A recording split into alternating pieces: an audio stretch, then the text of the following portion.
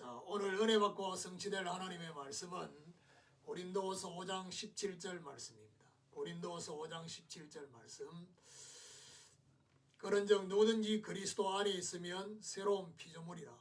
이전 것은 지나갔으니 보라 새 것이 되었도다. 아멘.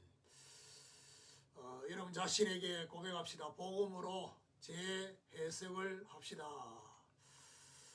자, 나는 그리스도 안에 있는가? 라는 질문으로 제목으로 말씀을 점검하기를 원합니다. 저와 여러분 자신이 하나님 앞에서 점검되어야 될 점검이 바로 나의 영적 상태입니다. 나의 영적 상태가 그리스도 안에 있는지 아니면 그리스도 밖에 있는지. 제가 어제 책을 읽으면서 그런 것들을 봤습니다. 니고데모에 대한 메시지를 읽었습니다. 마치 지금 이 시대에 가장 중요하게 이렇게 점검해야 될 부분이 뭐냐. 니고데모는 지금으로 말하면 아주 신앙생활 잘하는 사람입니다. 그렇죠? 그야말로 종교 지도자급입니다. 사람들에게 인정받습니다. 특별히 신앙에 대해서.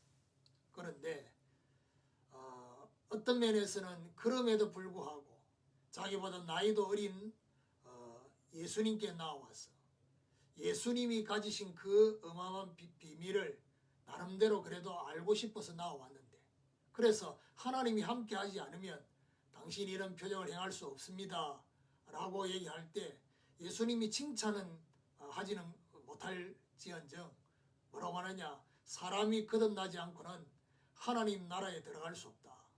무슨 말이죠?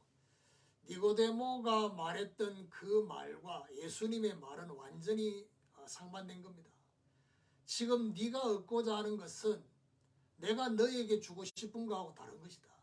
하나님이 너에게 주고 싶은 것은 그 영적 거듭남, 영적인 새 생명, 그것이 하나님이 주고 싶은. 그래서 그 책에 중요한 표현들이 있었어요. 어떤 표현이 있었냐면 출생하지 않는데 성장하려고 한다 라는 표현입니다. 출생하지 않았어요. 영적으로 출생하지 않았는데 성장하려고 하는. 그리고 중요한 건 뭐죠? 지금 이 땅에 많은 기독신자들이 다 성화, 나는 구원받았다, 나는 모태신앙이기 때문에, 나는 교회 오래 다녔기 때문에 난 당연히 구원받았다라고 생각하는 대부분의 사람들, 그 대부분의 사람들이 자신의 구원에 대한 점검은 거의 없고 자신이 성화되는 데만 초점을 맞추고 있는. 그래서 예수님은 지금 니고데모에게 성화를 얘기하고 있는 게 아니라 칭의를 얘기하고 있습니다. 영적으로 거듭나야 된다. 그래야지만이 하나님 나라를 볼 수 있다 라고 말하고 있습니다. 저는 그 책을 읽으면서 많은 생각을 하게 됐어요. 그렇다. 지금 교회 안에 불신자들이 있다는 사실입니다. 그 부분에 대해서 참 간과하고 있구나. 설교하는 나도 그 부분에서 간과하고 있구나 라는 생각을 하고 있습니다. 심지어 우리 자녀들을 쳐다보는 시선도 그래도 자들은 구원은 받았지 라고 생각을 하는 이 또한 하나님 앞에 점검되어야 될 중요한 부분이 아닌가, 이런 생각을 하게 됐습니다. 무슨 말이죠? 영적인 새 생명이 없는 상태에서 자꾸 영적으로 성장하고 자라고 성화되는 이런 부분을 계속 요구하니까 안 되는 겁니다. 어떤 면에서는 불가능한 겁니다. 그런 거 있잖아요. 왜 저 사람은 나름대로 교회 생활 잘하고 뭔가 사역 잘 감당하고 뭔가를 하는데 정작 하나님과 생명적 관계에 대해서 뭔가를 얘기하면 이렇게 건들려서 시험 들고 그러게 되느냐. 그 부분에 대한 부분은요, 하나님 앞에 내가 정말 구원받은 것이 맞는지, 내가 하나님의 자녀인 것이 맞는지, 나는 영적 출생이 시작됐는지, 출생하지 않고 거듭나지 않고 내가 자꾸 뭔가 변화되려고 하는 그 부분에 있지는 않는지를 생각해 봐야 됩니다. 대부분은 그리스도 안에 있는 것에 대한 실제를 모르고 있습니다. 그래서 여러분 이 부분에 대한 구분을 하셔야 되는 게 뭐냐? 그리스도가 내 안에 계신 것과 내가 그리스도 안에 있는 것은 완전히 다릅니다. 그리스도가 내 안에 계신 것은 구원이죠. 그런데 그리스도 안에 내가 있는 것은 구원이 아닙니다. 실제 저와 여러분 삶의 가장 중요한 성화입니다. 그래서 이 두 가지가 같이 돼야 됩니다. 그리스도가 내 안에 계신 이 비밀이 먼저가 돼야 되고요. 그리고 이제는 그리스도 안에 우리 주님 말했잖아요. 너희가 내 안에 거하면 내가 너희 안에 거하고 너희가 내 안에 거하는 이 비밀. 그리스도 안에 있다는 것은 주님의 다스림 안에 있다는 것을 의미합니다. 지난 주간에도 제가 말씀드렸던 것처럼 결국 그리스도 안에 있는 자의 증거가 뭐냐? 그리스도 안에 있지 않는, 쉽게 말하면 반대편에 있지 않게 된다는 것입니다. 자, 그렇다면 내가 그리스도 안에 있다는 증거가 뭐냐? 그 첫 번째가 자기 기준 안에 있지 않다는 것입니다. 대부분의 사람들은요, 구원을 받아도 여전히 자기 기준 안에 살고 있습니다. 특별히 중요한 문제가 만나고 또 어려움을 당하고 때로는 저처럼 오늘 아프기도 하고 이럴 때요. 자기 자신에 대한 것도 그렇고 다른 사람이 이런 문제를 볼 때 자기 기준의 반응을 합니다. 대부분.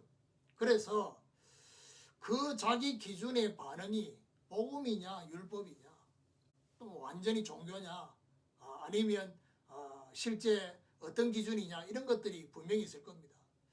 자기 기준 안에 있다는 의미가 뭐냐?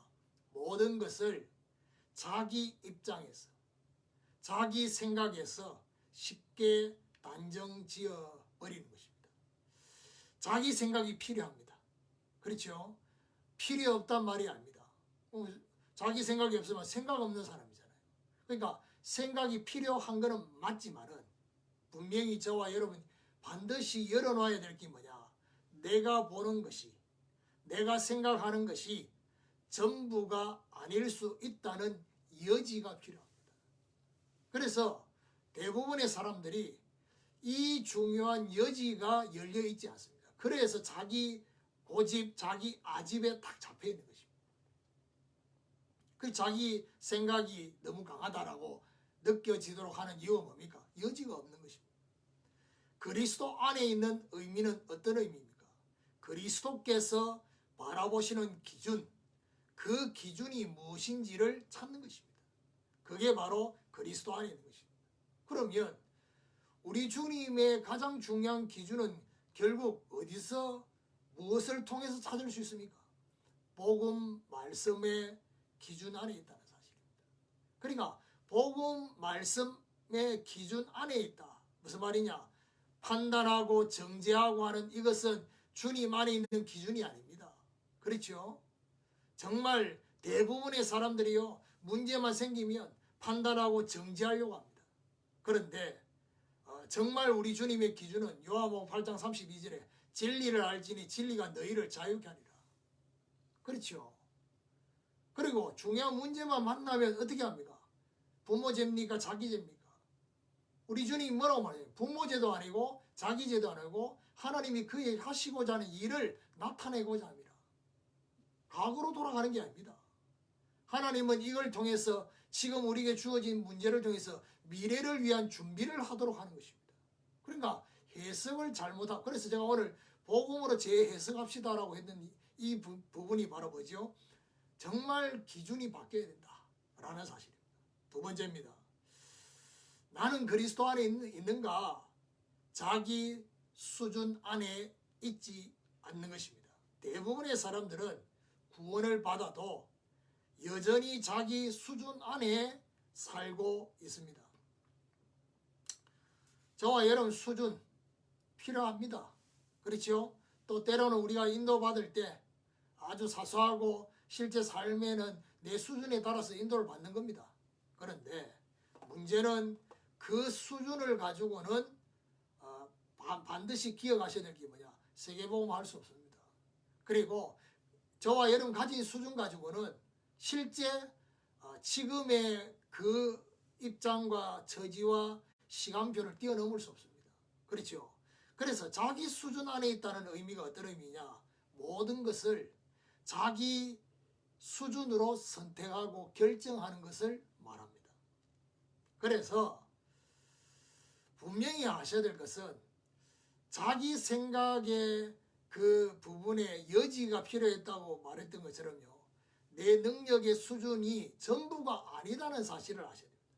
우리에게는 그리스도가 함께함을 잊지 말아야 됩니다.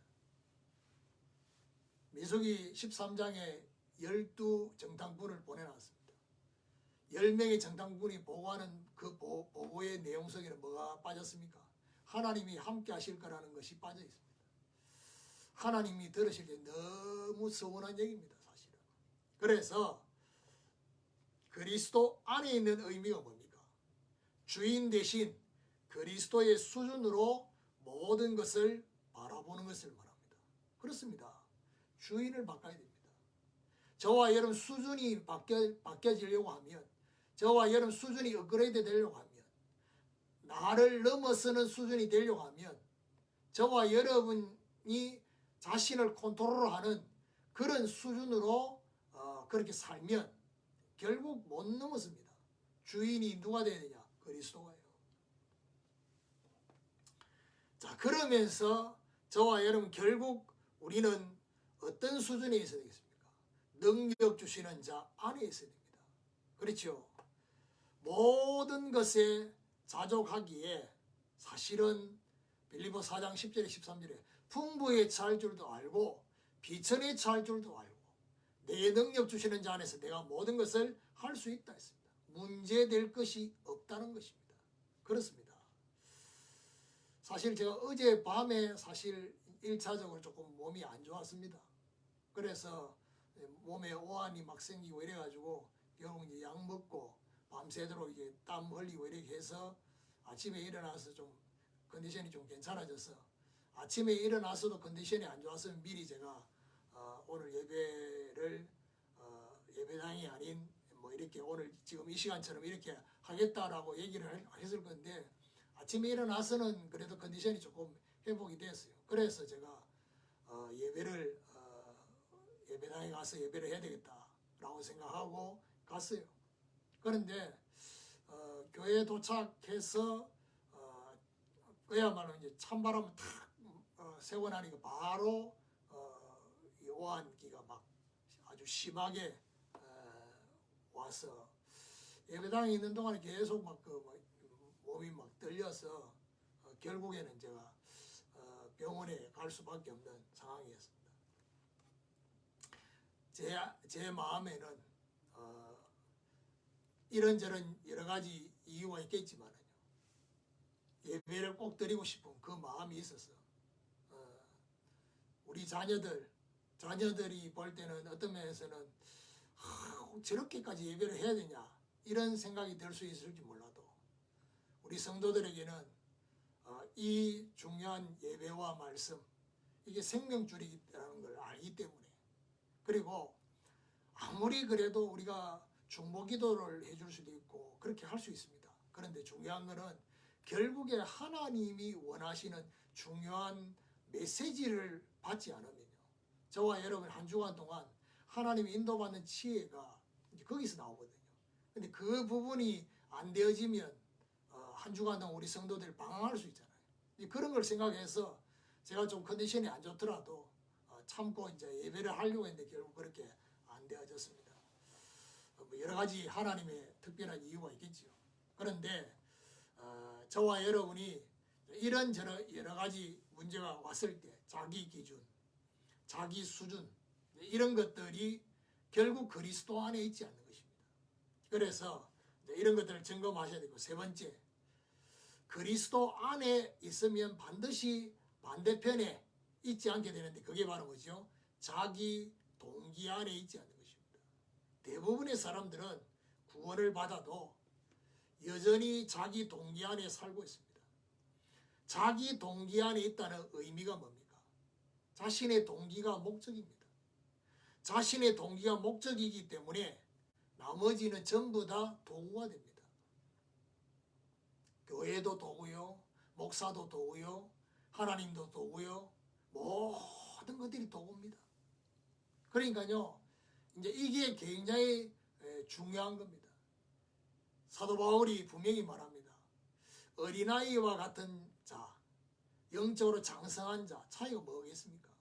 어린아이와 같은 자는 모든 것들을 나 중심으로 해석합니다. 나를 위해서 모든 것들이 존재합니다. 그게 어린아이입니다. 영적으로. 그런데 영적으로 장성한 자는요, 나 중심으로부터 시작된 그게 이제 갈수록 하나님과 또 하나님의 입장에서 모든 것들을 보려고 하는 것이 장성한 자입니다. 저와 여러분이 모든 것들을 나 중심으로 해석하고 나를 위해서 필요한 것으로만 생각하고 있다면 영적으로 아직 어린아이입니다. 영적으로 장성한 자가 되어야지 하나님을 위한 생각, 교회를 위한 생각, 목회자를 위한 생각을 할 수밖에 없는 것입니다. 그러니까요, 그런 것들이 영적으로 성장했느냐 하지 않았느냐를 알 수 있는 척도가 되는 것입니다. 그래서 자기 동기의 뿌리가 뭐냐? 대부분의 동기는요, 본인이 받은 상처 때문에 생겨난 겁니다. 그렇지 않는 동기도 있겠지만은 어떤 면에서는 가장 근원적인 동기를 밀어주고 있는 뿌리가 바로 상처입니다. 그 상처가 계속해서 동기를 만들어내고 그 동기의 힘을 불어넣어서 하나님 주신 힘이 아닌 그 동기의 힘으로 뭔가를 막 추진하려고 합니다. 그래서 막 안 되면 좌절했다가 또 다시 동기 생겨가 또 도전했다가 이렇게 계속 반복하다 결국 갑니다. 그리스도 안에 있는 의미는 어떤 의미입니까? 주님이 원하시는 목적에 내 인생이 도구가 되는 것입니다. 그렇습니다. 다윗의 손에 있는 물맷돌, 모세의 손에 있는 그 지팡이, 중요한 것은 뭐지요? 하나님의 손에 붙들린 저와 여러분, 하나님의 손에 있는 우리 자신의 업과 달란트와 기능, 이걸 생각하셔야 됩니다. 그래서요, 저는 늘 그런 생각을 우리 자녀들 보면 생각합니다. 열심히 살아도 시편의 말씀처럼 여호와께서 그 가정을 지키시지 않으면 파수꾼의 그 지키는 것이 헛사다 했습니다. 그 말에서 말이죠, 하나님이 지켜주셔야 돼요. 하나님이 보호해 주셔야 되고 하나님이 함께 하셔야 돼요. 그래서 자기 동기 안에 있지 않는 것은 결국 뭘 말합니까? 주님의 소원 안에 있는 것입니다. 주님의 소원 안에 있다는 말은 뭐죠? 나를 통해 하시고자 하는 주님 소원이 발견된 것입니다. 빌립보 2장 13절에 너희 안에서 행하시는 이는 하나님이시니 자기의 기쁘신 뜻을 위해서 너희로 소원을 두고 행하게 하신다. 그렇습니다. 주님의 소원이 저와 여러분 안에 담겨져서 주님이 행하신다는 것입니다. 결론입니다. 나는 그리스도 안에 살고 있는가? 라는 질문을 가지고 적용해 봐야 됩니다. 지난 주간의 말씀처럼요, 평상시에는 자기 기준, 자기 수준, 자기 동기 필요합니다. 그리고 어떤 면에서 저와 여러분 살아가는데 필요하고 중요합니다. 그런데 구분해야 할 순간이 분명히 있습니다. 그렇죠? 그 구분해야 될 순간에 그리스도 안에 있느냐 없느냐는 너무나 중요합니다. 그리스도 안에 있어야지만이 관계 속에 대한 것들이 완전히 달라집니다. 그래서 가장 먼저는 오늘 자기 기준이 아니라 복음 말씀의 기준, 그거는 뭘 말합니까? 복음으로 재조명을 하는 것입니다. 복음으로 재조명을 하면 주님과 함께 모든 것을 살리게 됩니다. 그리고 복음으로 재해석을 하면 주님과 함께 모든 것을 감당합니다. 우리의 수준이 바뀌기 때문에. 그리고 복음으로 재적용을 하면 주님과 함께 모든 동기가 새로워지게 됩니다. 오늘 고린도서 5장 17절의 말씀은 뭘 말합니까? 누구든지 그리스도 안에 있으면 새로운 피조물이라 이전 것은 지나갔으니 보라 새 것이 되었다. 그리스도 안에 있는 새로운 피조물. 정말 그리스도에 의한, 그리스도를 위한, 그리스도를 향한 그 비밀 속에 저와 여러분 변화되어지는, 이게 바로 새로운 피조물입니다. 이 중요한 언약을 붙잡고 한 주간 동안 승리하는 저와 여러분 되시기를 예수 그리스도 이름으로 축원합니다. 우리 같이 기도하겠습니다. 한 1분 정도. 하나님, 정말 내가 그리스도 안에 있다는 사실을 날마다 확인할 수 있도록 내 자신의 기준 안에 있지 않고 복음 말씀의 기준 안에 있으므로 정말 하나님의 하실 일을 바라보고 묶여있는 것을 풀어주는, 그리고 자기 수준 안에 있지 않고 능력 주시는 자 안에서 모든 것에 자족하는, 그래서 문제될 것이 없는 이 비밀, 그리고 자기 동기 안에 있지 않고 주님의 소원 안에 있는 이 비밀을 실제로 내가 누릴 수 있도록 복음으로 재조명, 재해석, 재적용할 수 있도록 그리스도에 의한, 그리스도를 위한, 그리스도를 향한 것으로 변화되게 해달라고 우리 한번 같이 기도하겠습니다. 하나님 감사합니다.